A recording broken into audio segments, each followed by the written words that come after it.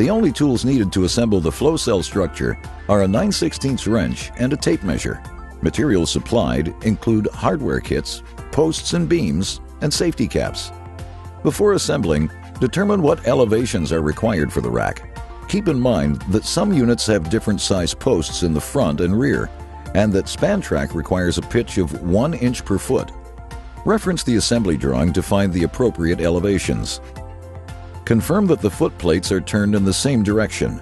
Pick up 2 posts and 2 side beams to start assembling the frame. Assemble the front and rear first. Set the beam by inserting the bolt through the post and through the beam clip. Hand tighten the bolts.